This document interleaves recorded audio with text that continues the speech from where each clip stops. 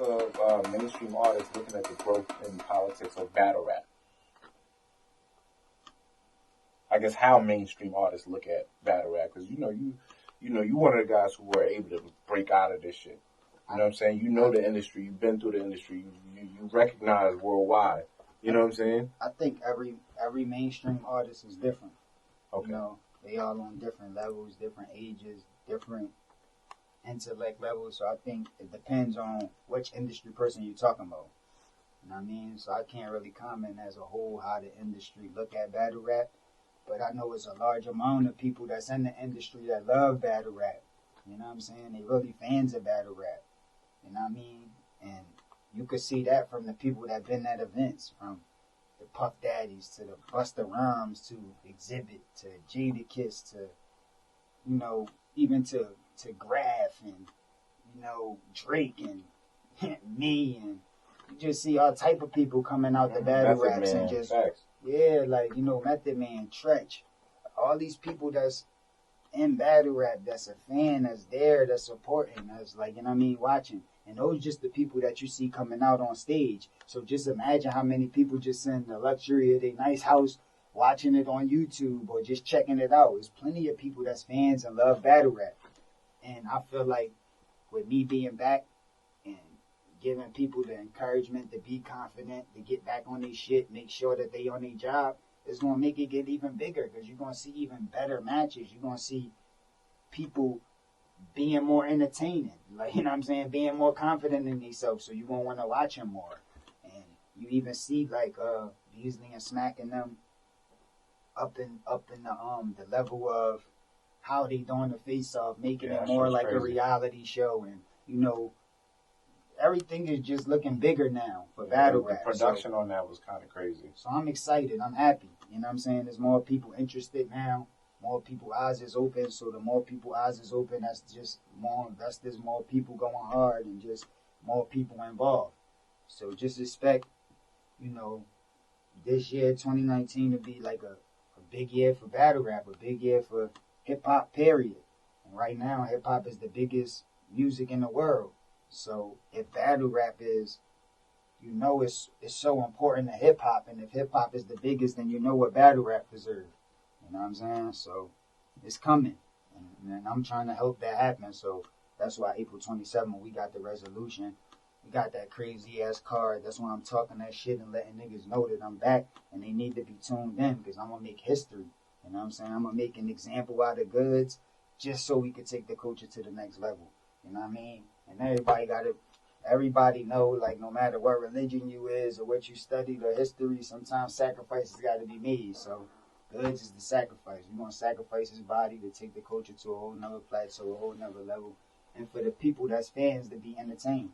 So I'd rather that. I'd rather everybody be entertained. I see people cracking up, laughing. People just dying because of the face-off, or just cracking up because of the interview I did, or just so excited, so happy, you know what I mean, so entertained. And that's what it's about. That's what people want to spend their money for.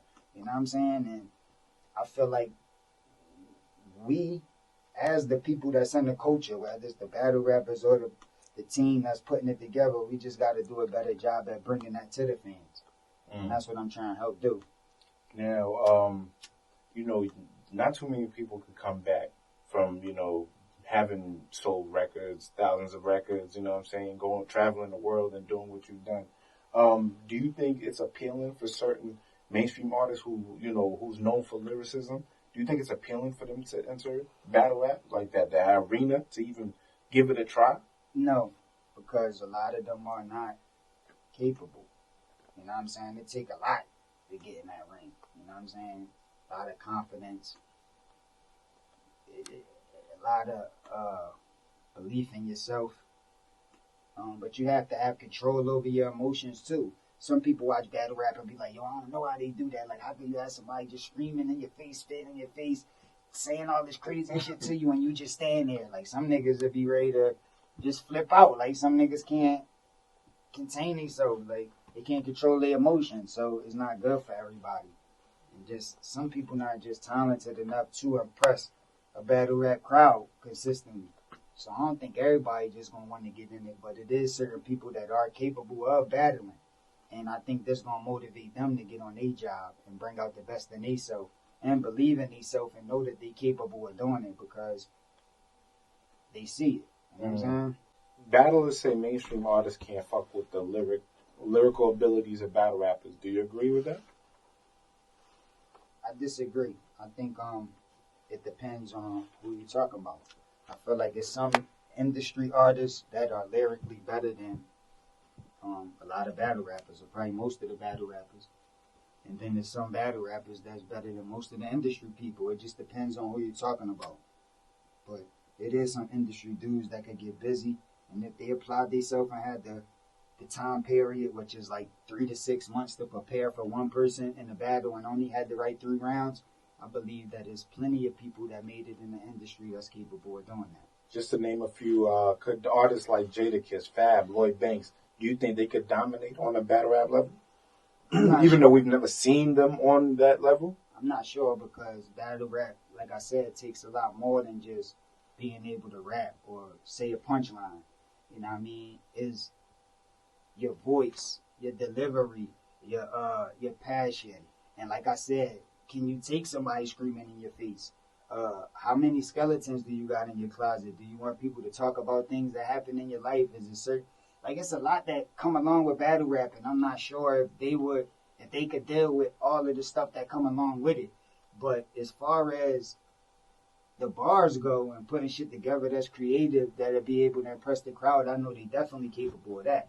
Now, why do you think more battle rappers can't make it on the mainstream level like you did? Because they can't make music. Okay. And it's completely different.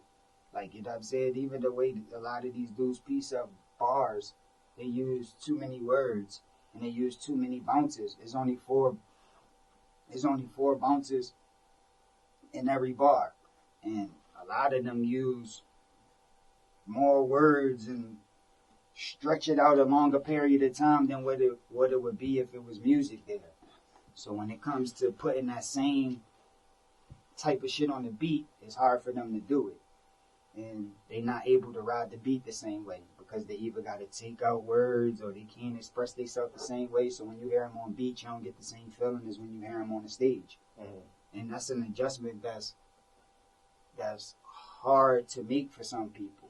I mean, some people born with that, like, you know what I mean, knowing how to ride rhythms and beats, but they might not be lyrical and be able to come up with all that figurative language like a battle rapper. And then some people born with the capabilities to come up with crazy figurative language, but they might not have no rhythm and be on beat and know how to make music. So it's like, that's not the same. And finding them both is hard. You got to work with both of them. Mm. So some people be so focused on battle rap that they can't focus on all of the things that you need to focus at to get good at music. Some people be so focused on music that they can't focus on getting nicer with lyrics. So in order to be nice at both of them, you got to put in work with both of them, and it takes time.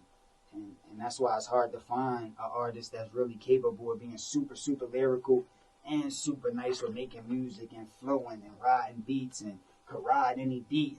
You know what I'm saying? It's hard to find an artist like that. You know what I mean? Because it's a lot of work you got to put in, and it's not that easy to do. Another thing too, even not just with the riding the beats and the melodies and shit like that, but also the type of lyrics you use. I like to give you an example. It's like compare a comedian that do stand-up comedy and a comedian that's super funny in a movie. Like some stand-up comics that's super nice on the stage, they can't be that funny in movies. You know what I'm saying? Because they do that instant joke comedy that you might laugh in the crowd at, but it don't really apply right in a movie. You know what I'm saying? And then you got them other comedians that do the shit that's perfect for a movie, but if they was on stage doing stand-up, you wouldn't really like it as much. So it's like, it's the same thing with battle rap. But to be able to, you got some comedians that could do them both, like your Eddie Murphys, who could be super funny with stand-up, like one of the best, mm-hmm. and be in a movie and be like one of the funniest that you ever seen too. And that's like, you know, it's rare that you find them type of comedians that could do both. Like, you know what I'm saying? Like the Jamie Foxxes, like the Chris Rocks, like the, you know what I'm saying, Richard Pryors. like those dudes that could do both. Like it's kind of hard to find that. So do you believe the stigma that battle rappers can't make good music is valid? Because you made some tracks with some dudes. Tay Rock shit was fire. I don't think that I don't think that they can't make good music. I just think that they need the right setup. Like, see, Rock had the right setup in the studio with me, the right people around, the right production, the right people to oversee it. So that's how the song was able to come out like that. And it was just like some quick shit. It wasn't even like we sat on that. We did that shit like quick. So I think if they had the right setup, like, you know what I'm saying, and the right people to tell them the things that they need to know, then they can eventually get super nice with making music because they already deep thinkers and they already know how to think and they don't settle for less. So if they learn the formula, then they'll be able to do it. But there's a lot of things they got to learn, and it ain't really nobody that could really teach them all the way around. You know what I'm saying? And that's why they need dudes like me that can teach them, that can show them how to make that transition. And not just tell them, I don't like that or I don't like this, but could actually give you an example and show you how you can do it and how it's supposed to be done. And then when they get to hear it, they be able to incorporate that into their shit and get better.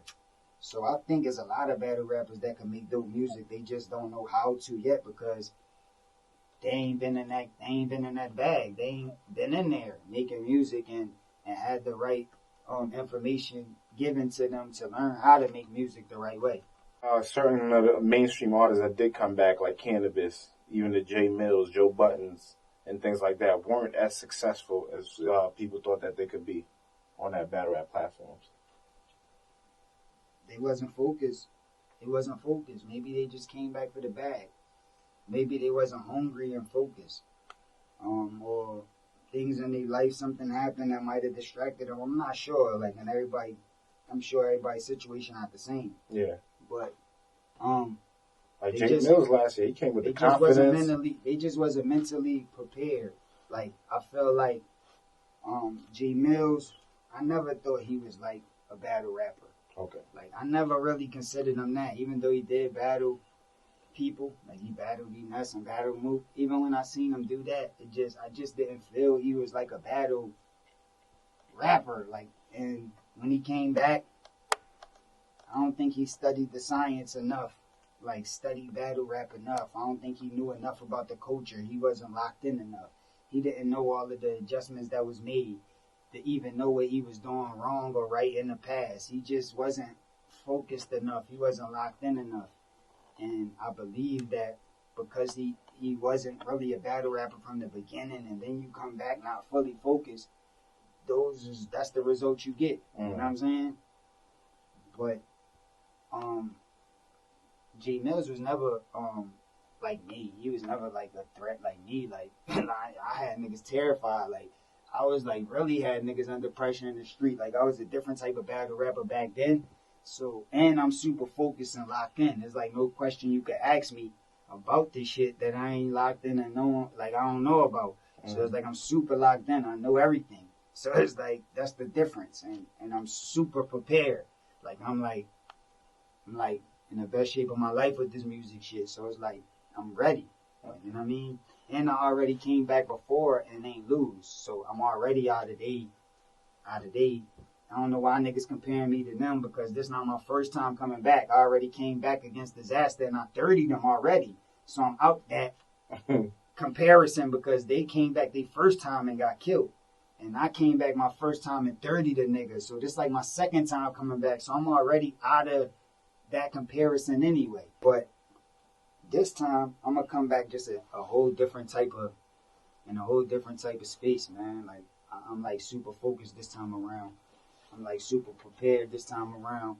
And I feel like I'm competitive and I think people didn't understand the science the right type of way. Like how I psychologically broke down Disaster. I don't think enough of the world truly understand that. I think they confuse and they think that's, I don't know. I think there's a lot of people that just don't think I'm capable of what I'm capable of. So that's why I want to come back and show dudes that like I am the GOAT. Like I'm different with this rap shit. Like I'm really truly gifted with this rap shit and I'm different than these niggas that y'all trying to compare me to.